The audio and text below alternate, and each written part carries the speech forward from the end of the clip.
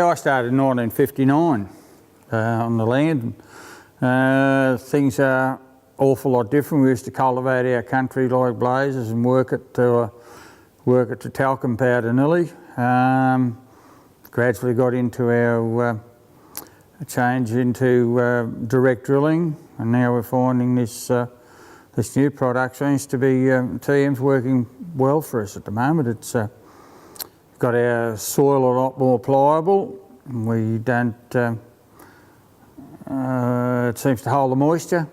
I'm just looking at the structure of the soil, just how pliable the soil is. Because like there last year when we first put out in January, had a heap of rain, like knocked down all the summer weeds and put it out, and you could just see difference in the soil structures there, just that much different. Well, like this is what I talked about, the pliable, the soil structure, how pliable it is. See how nice and crumbly and loose it is? You get to the, can you dig a bit of that hard stuff up there? Madness. Look at that, lovely, just breaks off beautiful. That here he is digging hard.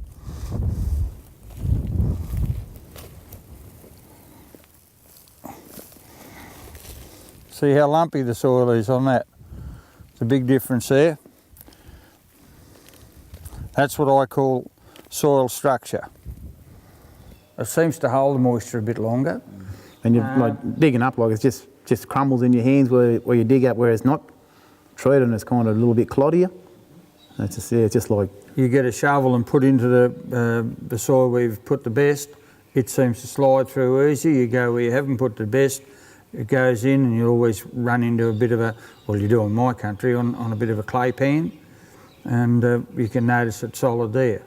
And I've noticed on Madness's country the same thing. Oh yes, the root structure in where the best has been, you can see it hanging out the bottom of there. And Where'd that one had before? Oh well, we'll dig all these bloody crop up. Dig all my profits up.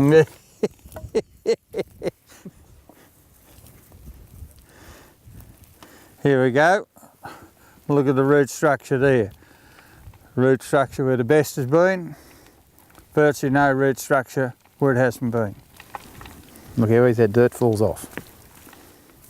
That's right, the dirt falls off this easy. Sorry, I dropped one.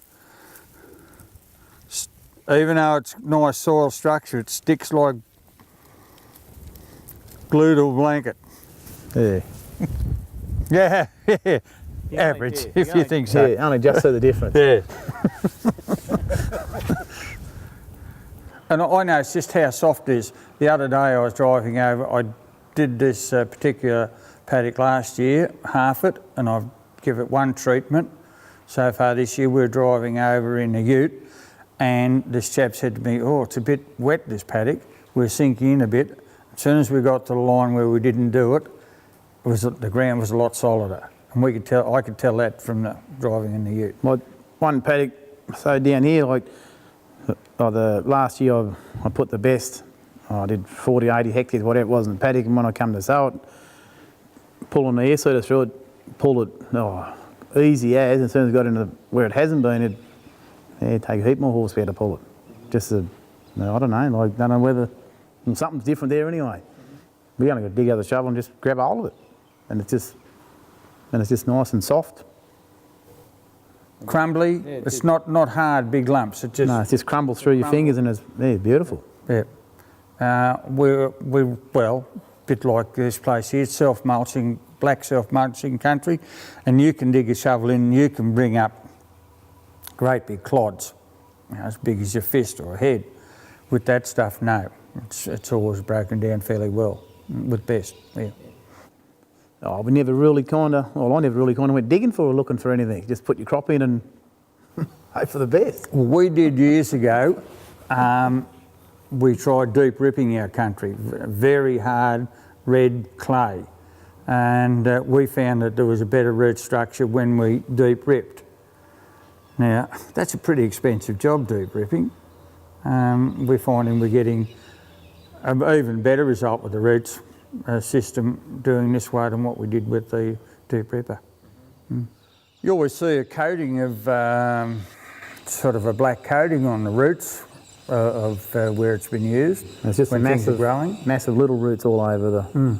And probably, yeah, they grow a bit longer, and I'd say to be probably nearly double the amount of roots, I suppose, per plant. You can, but usually what we try and show people is the rhizosphere starting to grow on them. Digging up a property, well, starting to form on the roots. See, that's this crumbling away, which is that coating on the layer. That's the bacteria that's coating your roots. Now that's buffering this plant from whatever toxicities you've got in the paddock, whether it be aluminium or sodium or whatever it is. That acts as a buffer between the plant and the paddock itself. That's the biology coating the roots, being fed by the plant. In return, they're feeding the plant the nutrients it requires. You get the other paddock and they've wiped the roots. Yep. What we're looking at here is thicker stems, better developed root system, basically a healthier crop. If you go on the crop over there that hasn't been treated, it's got a lot more weaker patches in it. I don't know whether it's a disease thing or what it is, but there's a lot more. You can go for a wander over there and have a look for yourselves. You've got one of those low patches. It's very hard for me to grab average plants over there because it varies so much. Here you've got a lot more consistent crop. It's just healthier.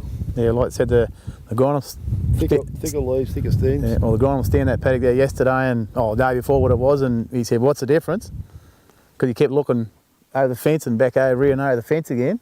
He said, "What's the difference between these two paddocks?" He said, "Same history, planted on the same day, virtually, all the same spray application." I said, "Well, this one's got best on it," and he didn't say anything. We've cut back about 5, not quite 10%, but just under 10% we cut back on our fertiliser. If you can cut back in your fertiliser rates, it sort of it'll kind of pay for itself. It pays for itself. Yeah, cut back one and do the other, and it seems to be doing the job. That's what we've done. What we're seeing here on the treated side of the paddock with the best product in last year's wheat stubble, the fungal activity breaking down last year's crop residue or trash, refining those nutrients out of the trash, taking them back down into the soil and feeding them to the current crop.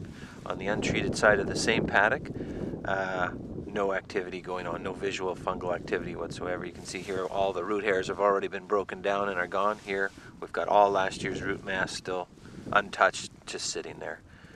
And that's where we really start to see the benefits of nutrient cycling and increased nutrient availability to the current crop from last year's inputs.